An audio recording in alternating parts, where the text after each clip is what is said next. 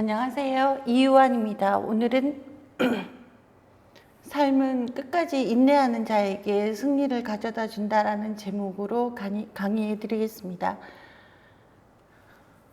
요즘 날씨도 매우 덥고 하루하루가 참 버티기 힘든데요. 우리가 살다 보면은 정말 힘든 순간들이 많이 옵니다. 이렇게 힘든 순간을 어떻게 버틸 수 있나? 그것은 내가 없다고 생각하면 됩니다. 붕어빵에는 붕어가 없죠. 내 삶에는 내가 없습니다. 나만의 존재 이유 같은 것은 없습니다. 이것은 모든 것을 해결하는 열쇠가 되는데요. 나 자신을 주장하면은 내 삶을 버틸 수가 없습니다. 하지만 나를 주장하지 않으면 그때에서 비로소 그 삶에 몰입을 할 수가 있고 또 객관적으로 내 삶을 통찰할 수가 있습니다. 내 삶은 내 안에 있지 않기 때문입니다. 나 자신을 주장하지 않으면 내 삶은 확장되는데요. 정말 어려운 순간에도 나를 버리면 이겨나갈 힘이 생깁니다. 나를 버린 나에게 세상은 더 이상의 시련을 준비하지 않습니다. 그래서 시련으로 스스로를 키우고 성장시킬 필요조차 없습니다. 나를 주장하지 않기 때문에 나에겐 긴장감이 없습니다. 모든 것을 다 갖추고도 나를 비울 수 없다면 결국에는 모든 것을 다 잃을 수밖에 없습니다. 나에게 소중한 그 무엇을 내 안에 가두지 않아도 우주가 결국은 모두 내 마음이기 때문입니다. 그래서 이 우주 안에 있는 것은 모두 내 마음 안에 있는 것입니다. 나의 아상의 기반은 가족을 보호하려는 보호의식이었다고 저는 아주 오랫동안 생각해 왔습니다. 그런데 이상한 것은 이 마음을 다 항복받았음에도 아상이 아직 남아있는 것을 제가 느껴왔습니다. 아상을 버리려 하다 보면 다른 사람은 몰라도 자기 자신은 이것을 미세하게 느낄 수가 있는데요. 이게 있기는 있는데 잡히지는 않습니다. 그런데 하이데거의 존재와 시간을 제가 40대 철학과 대학원에서 5년 동안 연구했거든요. 근데 이것이 아무리 공부를 해도 풀리지 않는 뭔가가 있었습니다. 그때는 저의 이 아상의 일부분과 이 하이데거의 이론이 연관되어 있다는 것을 알지 못했습니다. 이 책을 읽었을 때 저는 청년 시절에 이 내 머릿속을 누가 들어와서 책으로 만든 건가 라고 생각할 정도로 이 내용이 너무나 뭔가를 보여주는 게 있었습니다. 저는 저만 이렇게 희한하게 생겼다고 생각을 했었는데 이 서구의 그것도 옛날에 철학자가 시시콜콜 저의 머릿속을 헤집은 듯한 이 글을 읽고 어떨 때는 정말 많이 웃었습니다. 오랫동안 저는 매우 외로운 그 길을 걸어왔다고 생각했는데 철학과 불교를 공부하면서 이렇게 얼굴도 모르고 시대로 다르고 나라도 다른 어떤 그 저자의 마음속, 머릿속을 느끼고서 그 고독이 말끔히 사라지는 걸 느꼈습니다. 사람을 만나는 것보다 훨씬 더 외로움이 위로되었습니다. 사람은 이렇게 자기가 이해되었을 때 또 자기와 공감했을 때 위로를 받는 것 같습니다. 불교를 만나면서 저는 정말 많은 풀리지 않는 의문들이 모두 다 해결되었는데요. 이상하게도 이 하이데거의 이론이 마음 한구석에 계속 사라지지 않았습니다. 결국 저는 시간 낭비를 한 것인가 라고 결론 짓고 며칠 전에 아주 더운 날 하이데거를 마지막으로 한 번 더 읽고 버리기로 결심했습니다. 그런데 이 버리고 나니 갑자기 드러나기 시작한 것입니다. 저는 저 자신과 숨바꼭질을 하는 것 같기도 한다고 제 번뇌를 조복받을 때 그 느낌을 말하기도 하는데요. 우리가 파리 한 마리를 잡으려고 해도 우리가 파리채를 들고 앞에 서 있을 때 소리를 내면 도망가 버리잖아요. 그러니까 이 내 마음속에 있는 번뇌도 잡으려고 하면 사라져서 보이지가 않습니다. 하지만 온 느낌으로 알죠. 아직 있다는 것을. 하이데거의 그 존재와 시간 안에 나타나 있는 현존재라는 개념이 그 이론 중에서 가장 중요한 개념인데요. 스스로 자기 존재에 대해서 의문을 가지게 되는 순간을 인간은 만나게 되어 있고, 이 자기 존재에 대한 의문을 제기하는 존재자를 현존재라고 하이데거가 명명했습니다. 그러니까 우리가 그냥 뭐 아침에 일어나서 밥 먹고 또 일하고 쉬고 놀고 이렇게 그냥 살아갈 수도 있지만, 우리는 꼭 어떤 상황 속에서, 어떤 인간관계 속에서 여기에는 내가 없다, 내가 왜 없지? 하는 순간이 생겨납니다. 그래서 이것이 자기 존재에 대해서 의문을 갖는 것인데요. 이 의문을 제기하는 존재자를 현존재라고 한 것입니다. 현존재는 그 존재자에게 존재함 자체가 문제가 된다는 그 점으로 그 존재적으로 뛰어나다고 했습니다. 또한 하이데거는 어떻게 하면 이 존재 물음에 직면할 수 있나 했더니 죽음을 미리 앞당겨 생각하면 그렇게 할 수 있다고 했었습니다. 하이데거가 이 어려운 저서에서 한 말 현존재는 제가 생각할 때는 자기 존재에 대한 자각이라고 할 수 있습니다.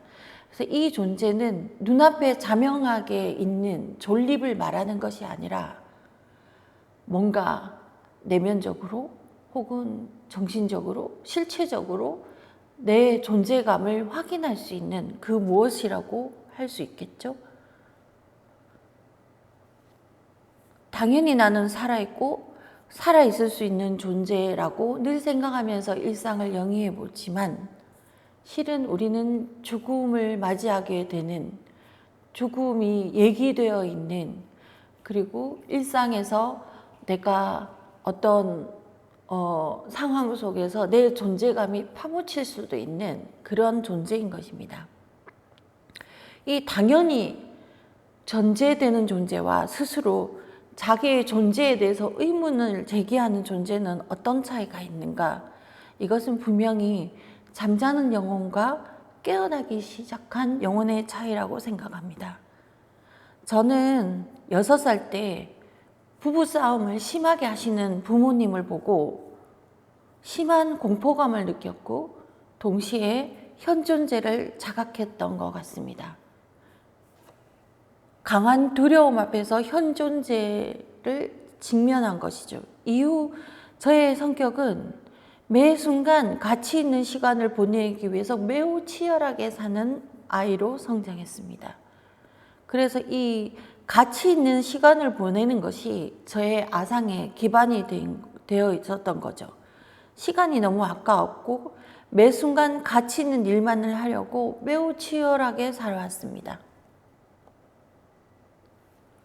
그런데 저는 이 현존재를 자각한 이 순간 말고 그 이후에 내가 중요하게 가치 있다고 생각하는 것들을 가지고서 제 존재의 기반이라고 많이 생각해 왔습니다.